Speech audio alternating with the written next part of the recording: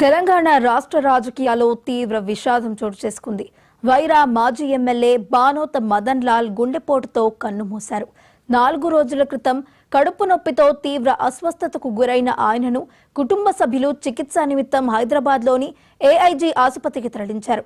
సోమవారం ఆయనను పరీక్షించిన వైద్యులు మరో 2 రోజుల్లో ఆసుపత్రి నుంచి డిశ్చార్జ్ చేస్తామని తెలిపారు.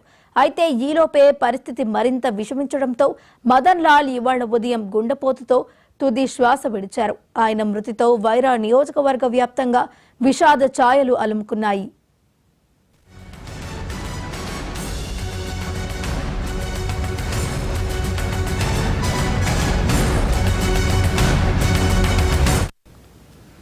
కాగా మదన్ లాల్ 1963 మే 3న ఖమ్మం జిల్లా రఘునాథపాలెం మండలం ఈర్లపూడి గ్రామంలో జన్మించారు. ఆయన ఉస్మానియా యూనివర్సిటీ నుంచి BA పూర్తి చేశారు.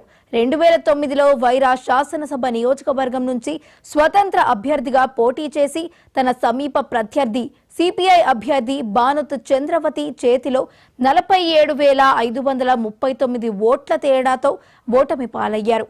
ఆయన 2012లో వైఎస్ఆర్ కాంగ్రెస్ పార్టీలో చేరి 2014లో జరిగిన తెలంగాణ అసెంబ్లీ ఎన్నికల్లో వైసీపీ అభ్యర్థిగా పోటీ చేసి తన సమీప ప్రత్యర్థి తెలుగుదేశం పార్టీ అభ్యర్థి బానోత్ బాలాజీపై 10,583 ఓట్ల మెజారిటీతో గెలిచి తొలిసారి ఎమ్మెల్యేగా ఎన్నికయ్యారు. అనంతరం ఆయన 2018లో ఎన్నికల్లో బీఆర్ఎస్ అభ్యర్థిగా పోటీ చేసి స్వతంత్ర అభ్యర్థి లావుడ్యా రాములా నాయక్ చేతిలో 2013 ఓట్ల తేడాతో ఓటమి పాలయ్యారు. ప్రస్తుతం ఆయన బీఆర్ఎస్ పార్టీలోనే కొనసాగుతున్నారు.